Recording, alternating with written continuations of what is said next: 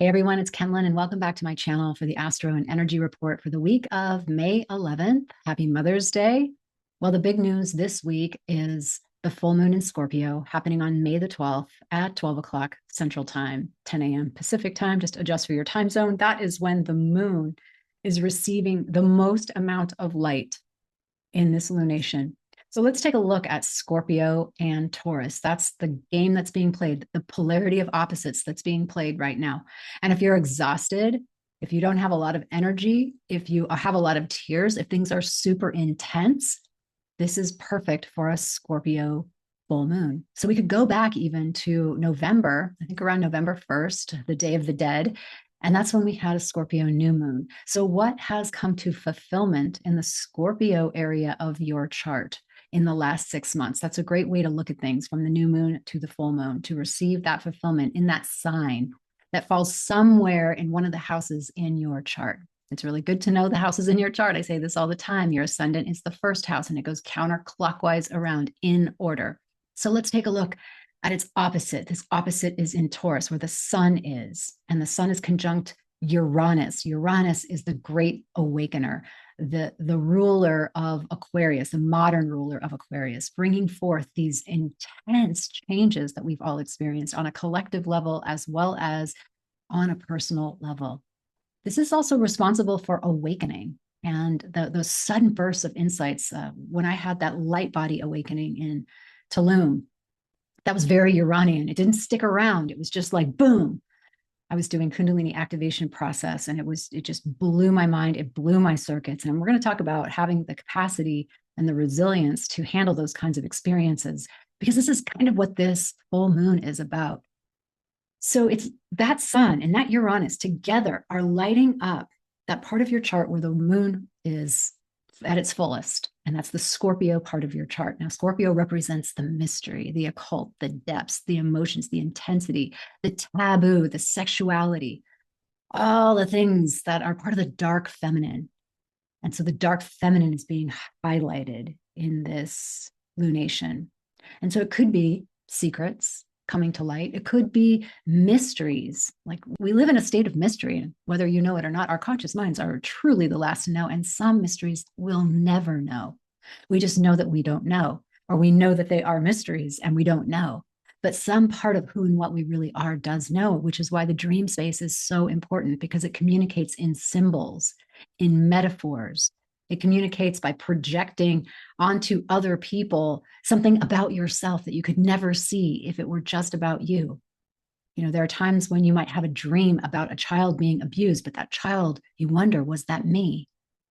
That's how the dream space works. It's working things out in our subconscious, unconscious level. It's tapping into the mystery that we will really never know much about with our conscious minds. So there are practices where we can actually contact the mystery. And we're going to do a little bit of that today in this transmission, because it feels like words are not exactly what's called for in this moment, other than to build a context around this. So I'm calling this a metamorphosis moon, partly because of the scorpionic nature of it, and also the Sabian symbol for this 22 degrees where this full moon is located in Scorpio. And that's already a challenging degree point, but you go up a notch and it's 23 degrees when you look at the Sabian symbol. These symbols were channeled in the 1920s, I believe, by a woman who channeled in all the degree points. That's also like a very scorpionic transmission. So every degree point of every sign has a name or a context or a visual image that is put into words. So it's very interesting to then apply that. It's like applying something abstract to our concrete lives. So this one's more about metamorphosis. It's about deep change. It's about the alchemical. It's about the mystery. So some kind of ascension in our consciousness is completely on the table for this lunation. So what would you have to do in order to receive that? Well, sometimes nothing, right? It's just grace. And other times, make space. Truly make space for quiet, make space for art, make space for poetry, for journaling, for meditation, and really go inward. And what do we mean by go inward? Noticing the sensations inside your body, tracking what's happening inside your body, where are there areas of tension and how can you invite that body part to relax? So that's the first thing that we're going to presence is this art of going inward, this art of relaxation through permission, through awareness. What am I tuning into? That's what it means to go inward. Instead of tuning to the noise out here, tuning into the inward space. Because when we tune into the inward space, we actually have more capacity to witness what's happening on the outer space. And we can track and notice our experience and find that very moment when we shut down to that intensity. I think our bodies are really intelligent and brilliant. So I trust it when our system shuts down. I trust it. And we can also develop capacity. We don't have to stay there. We don't have to stay maybe handicapped by the lot we've been given through our lineage, through our life experiences when you had no control as a child over what you experienced. And so, number one, begin the process of tuning inward and tracking a sensation. And that sensation can turn into an emotion, which can turn into a thought. But prior to that, the sensation, just without a story, what is moving? What is it? How would you name it? Like a sparkling sensation or a flickering sensation. That keeps it very neutral. Just breathe into that and watch yourself relax. Drop your energy even lower into your diaphragm, into your womb space, into whatever is seated on a chair, whether it's your whole back on laying down or if it's your feet on the ground or your butt on a chair. Just feel the groundedness. And then the second thing we can do is consciously let go, consciously empty. Somebody said to me the other day, my brain is just so full. And I was thinking, wow, well, why don't you empty it? I don't think everyone knows how to empty it. And we empty through a process of centering prayer. That's what it's called in the Christian tradition. But many wisdom traditions have this exact practice. And this exact practice, which I'm not going to teach the full on practice here, but it is an emptying practice. It is a letting go practice. And Scorpio also stands for death. So in a way, it's this death practice. Yeah, that's interesting. So let's do this right now. Wherever you are, close down your eyes for a moment. I usually don't do this in my transmissions, but it feels like this is a very big lunation. Take some breaths and see if you can come to a neutral place where all that intensity starts to dissipate. And if it's still intense in your body, that's okay. Just become now the witness of that. Just watch it doing its thing. You can feel like maybe if there's tears that want to rise up, and let those tears fall without even adding anything to it, not even adding the story, not even adding like more emotions to it. Don't add to it, just simply witness it. Because when we witness, what happens is that it's allowed to morph, it's allowed to move. But as soon as we make a story about it, then it kind of lives stuck. It's like a thing now. And again, we're entering the mystery. So we really don't know. Is it because my dog died, my dad died, because life is impermanent? Is it because of existential angst? Is it because of the politics, the tariffs, Canada, US, Trump, people I know who are afraid, me who's afraid, uncertainty, economics, up and downs, change? I mean, let's name all the things that could be the reason. And yeah, we're just going to put it out there, just put it literally on the altar. Let it just be there on the altar as sacrifices of the things that we are letting go of. And only the letting go is the letting go of this attachment to it, of that storyline around it. It's just there for us to witness. We see it, we witness it. We actually don't even know too much about it. We just know that one thing that we heard and how it impacted our nervous system and what it did inside of our bodies as the mind in a split second made a meaning out of it. Or it just shocked the body. It's the shock impulse. It just hit in a way that shocked. If you've ever been on the other end of a shock. You got that phone call, you got that piece of paper, you saw that email, something. And it shoots this adrenaline all through your body. Like even that, let's put that on the altar. All of it just goes on the altar as this sacrifice of what we're willing to give up in terms of our attention in this moment, just in this moment of centering prayer, where we're coming to that axis point, this axis point of heaven and earth, spirit coming through our channel, our crown, and our embodiment from the earth, meeting in our hearts, right here in our hearts.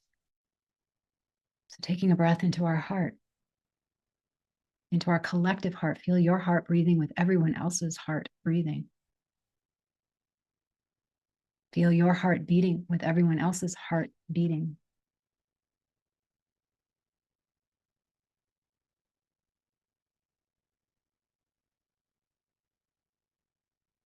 And just feel the slowing down that's happening, the relaxation that's happening. We haven't even begun yet, but this is like the way that we prepare. This is the way we enter. This is the way we come into this space. And you can do it in a nanosecond when you know what you're doing, when you know how to just drop. Just drop it, stop feeding it. And then in this space, I want you to choose one word. Make it a short word. It could just be love. It could be allow. Pick one of those or something else that comes immediately to mind. We don't even want to belabor that. Yeah, allow is a good one. And so we're going to be quiet for a moment and we're going to practice the art of emptying. And whenever we notice that there's a thought form, an emotional form, we notice that the mind is following it. Ooh, that's interesting. Ooh, I want to know more about that. Ooh, I like that story. Ooh, yeah, what's happening here? Ooh, that feels like it's going to be a good experience. Ooh, that feels like it's going to be a sad experience. Just whatever that is. Instead of following it like a little puppy dog, we just put that word right over it. Allow. Allow it to drop. And just like sand running through your fingers,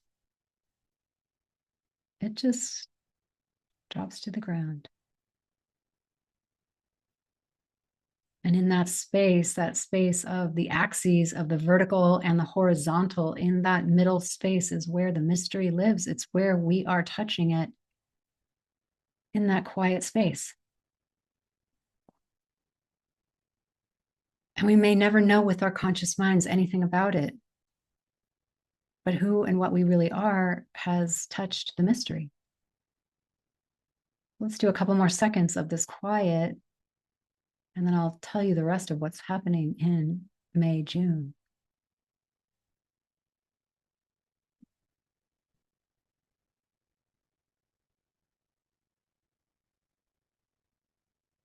Use the word allow or love to just whenever you start to think.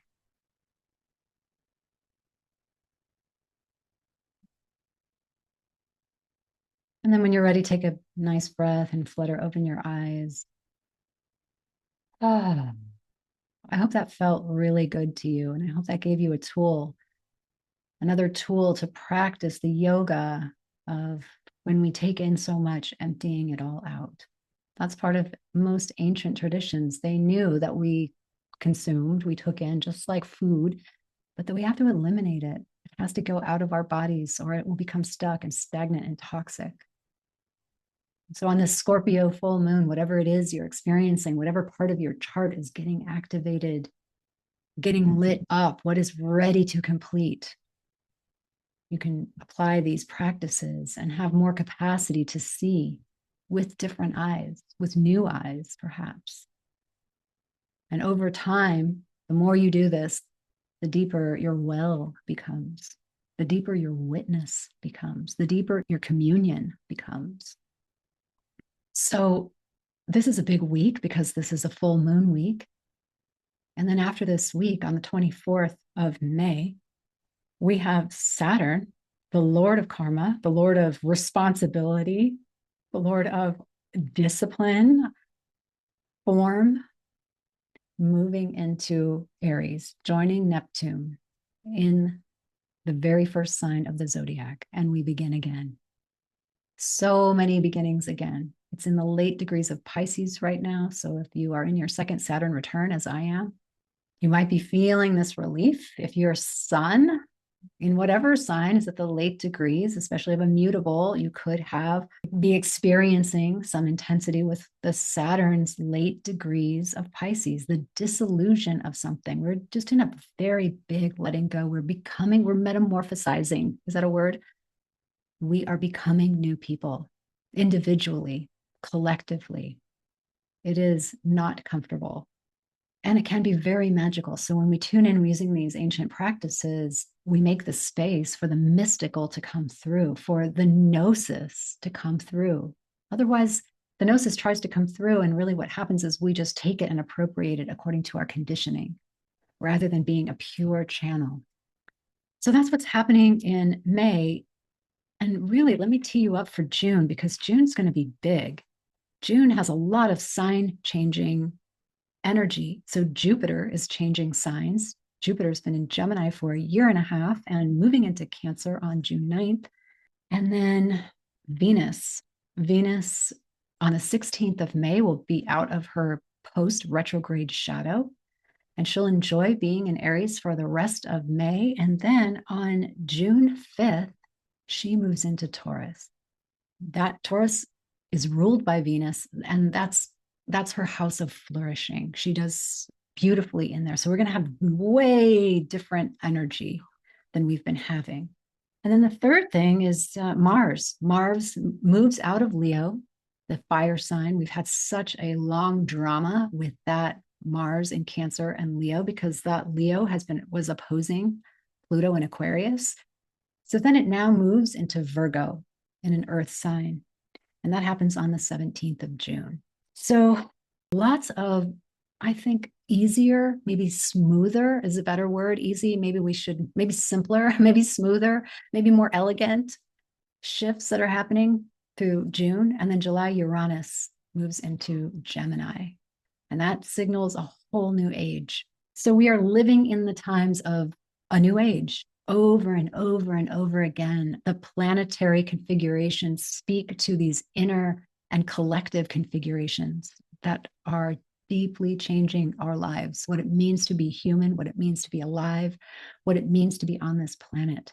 There's so much more to say, but here we are in this full moon. So get your rest, paint your art, write your poetry, do these exercises to come to stillness and allow yourself to be a vessel of this mystery.